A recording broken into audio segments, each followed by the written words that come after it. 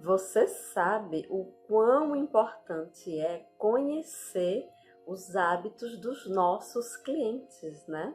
Pois tem uma empresa que foi muito além. A empresa se antecipou sobre esses hábitos. É sobre isso que vamos falar aqui nesse vídeo de hoje. Você realmente conhece quem são os clientes da sua empresa?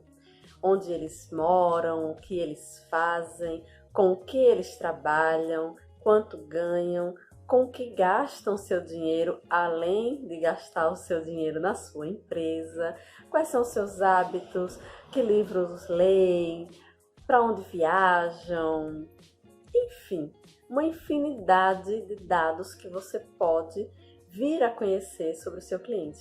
Mas você realmente conhece? Você já fez alguma pesquisa de satisfação junto ao seu cliente? Para saber o quão satisfeito que ele está sobre a sua empresa, sobre o atendimento da sua empresa, da sua equipe de vendas, para saber alguma sugestão dele de melhoria para o seu negócio. Enfim, você já fez alguma pesquisa para conhecer o que o seu cliente pensa sobre a sua empresa? Essas pesquisas são extremamente importantes porque você vende para alguém. Quem é esse alguém? Quem é essa pessoa? O que faz? Onde moram?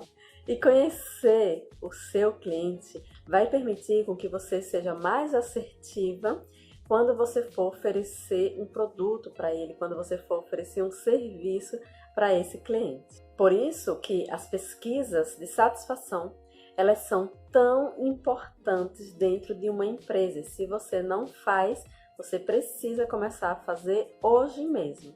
As pesquisas elas podem ser feitas de uma forma extremamente elaborada ou de uma maneira mais simples. Mas o importante é que você faça a pesquisa junto ao seu cliente para que você conheça um pouco mais sobre ele. E hoje eu estou aqui com o meu tablet, que eu estou com um artigo que é exatamente sobre essa questão de pesquisa de dados de clientes, né, que eu quero trazer para você, quero compartilhar com você, que é o caso da empresa Target, que é uma rede de varejo enorme lá nos Estados Unidos.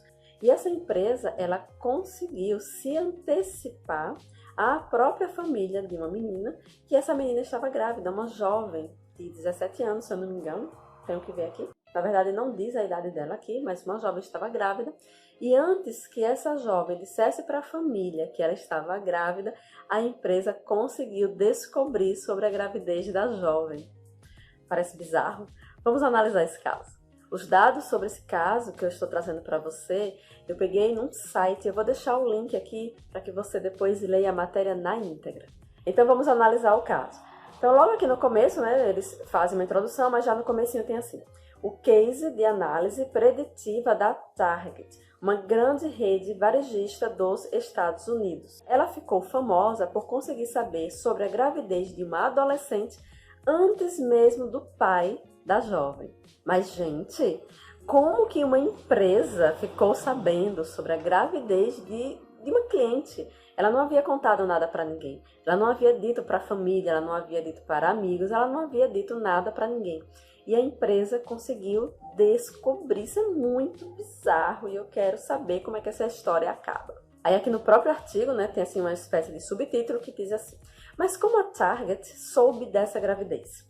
Essa é a questão mais curiosa do caso e expõe como os dados podem se transformar em informações e auxiliar a tomada de decisões nos negócios, né? Como eu havia dito no comecinho aqui no vídeo. É extremamente importante que você faça esse levantamento de dados sobre o seu cliente, que você faça pesquisa de satisfação com o seu cliente, que você conheça os hábitos, que você conheça a opinião dele sobre o seu negócio. Isso é extremamente importante, porque isso vai auxiliar você na hora que você for trazer melhorias para a empresa. Porque se você não fizer isso, você vai trazer melhorias baseado no que você acha. Mas você não está vendendo para você está vendendo para o outro. Então, o que é que o outro acha? O que é que o outro pensa que é melhor, né, encontrar naquela empresa? No caso, na sua empresa.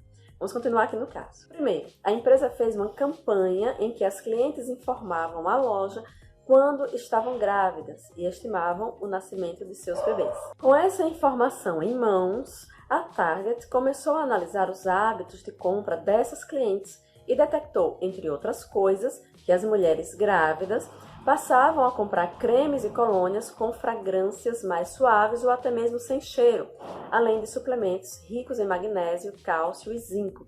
Estima-se que o algoritmo da empresa monitorava cerca de 20 itens. Então eles fizeram as pesquisas com as suas clientes grávidas e elas diziam mais ou menos ali quando que os bebês iam nascer. E aí eles começaram a acompanhar os hábitos de compra delas, né? Então essas mulheres passaram a comprar alguns itens e ao longo do tempo isso se tornou um padrão. Então todas as mulheres grávidas que entravam no site da loja procuravam por aqueles itens que as mulheres que haviam sido entrevistadas procuravam. Então eles viram que havia um padrão de compra entre as mulheres grávidas. E agora que a empresa percebia um padrão, então ela conseguia enviar para essas mulheres que estavam comprando aqueles itens que eram próprios de mulheres grávidas, eles enviavam cupons de desconto em alguns dos itens que provavelmente elas comprariam. E aí eles começaram a se antecipar ao desejo de compra delas. Ou seja, antes mesmo que essas mulheres dissessem, né, para todos que estava grávida, ou antes mesmo desse bebê nascer e essas mulheres começarem a comprar algumas coisas, a Target já havia identificado, né, esse padrão de compra de mulher grávida e começava a enviar os seus cupons e dessa forma eles conseguiam se antecipar, né, antecipar suas vendas para essas mulheres. E foi por meio dessas promoções antecipadas que o pai dessa jovem se irritou com a empresa, porque ele acreditava que a empresa estava estimulando a filha dele a engravidar, porque ninguém sabia que ela estava grávida, ela não havia dito nada a ninguém. Então, como que ele, né, estava recebendo cupons de desconto, estava recebendo promoções, estava recebendo ali uma série de comunicação da empresa sobre artigos próprios para mulheres grávidas, se a filha dele não estava grávida. Então, ele pensou que a empresa estava estimulando sua filha a engravidar. E logo depois, né, algumas semanas depois desse ocorrido, a jovem veio a comunicar à família de sua gravidez.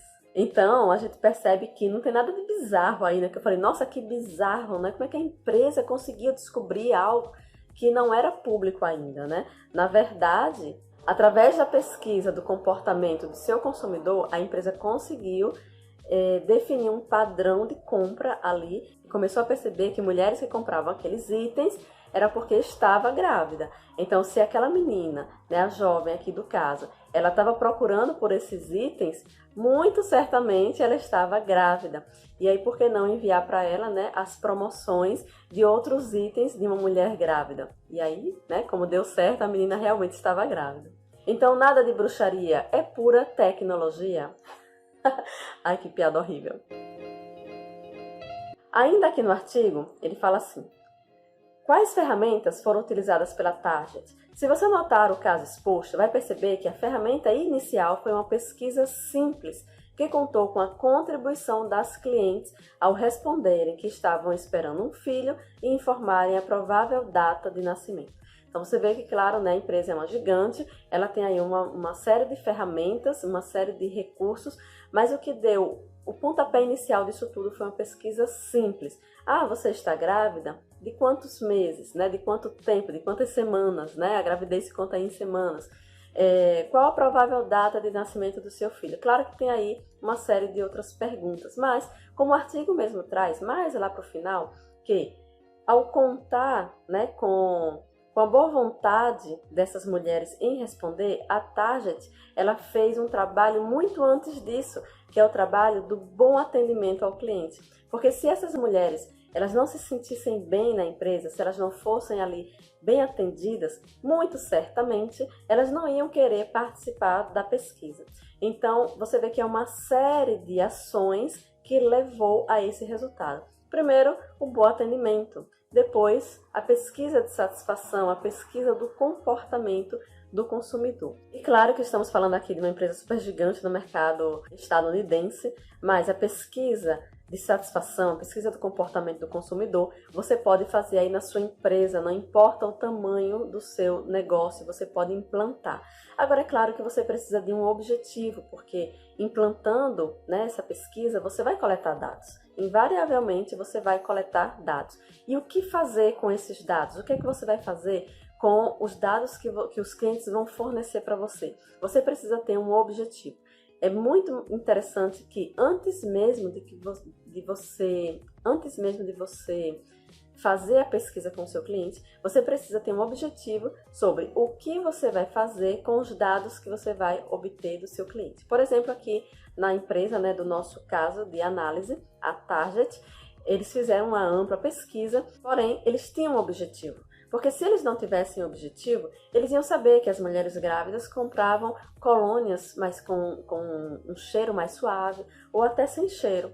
E daí? O que fazer com isso? Mas eles tinham um objetivo. Então, ter um objetivo, ter um planejamento sobre o que é que você vai fazer com esses dados que você vai levantar do seu cliente, faz toda a diferença. Senão, vai ser só dados levantados e pronto. Muitas vezes até acúmulo de papel. Sabe aquela caixinha de sugestão, né? Então a pessoa vai lá, deixa uma sugestão, ela até responde um ou outro formulário ali em papel, de uma forma mais simples, e esses papéis vão se tornando uma amontoada de papel porque você não sabe o que fazer com eles. Mas uma coisa é certa, procure conhecer o comportamento do seu cliente, procure conhecer o ponto de vista dele em relação à sua empresa, procure conhecer de que forma que você pode atender o seu cliente melhor. Lembrando que uma empresa sem cliente, ela simplesmente não existe, porque você abriu a sua empresa para vender alguma coisa para alguém. Se não tem esse alguém que compre, a sua empresa não tem nenhum tipo de propósito. Uma empresa, quando está no começo, tem que correr atrás de venda, tem que correr atrás de se firmar no mercado, de montar ali a sua carteira de cliente, mas logo que passe essa fase do sufoco, do início, você precisa sim começar a se preocupar com a opinião do seu cliente sobre o seu negócio. Bom, gente, esse foi mais um vídeo aqui no canal, relacionado, né, ao mundo do empreendedorismo, o mundo dos negócios. Eu espero que você tenha gostado. Se não for inscrita, se não for inscrito, já se inscreve. Se gostou desse vídeo, deixa o seu like e a gente se vê.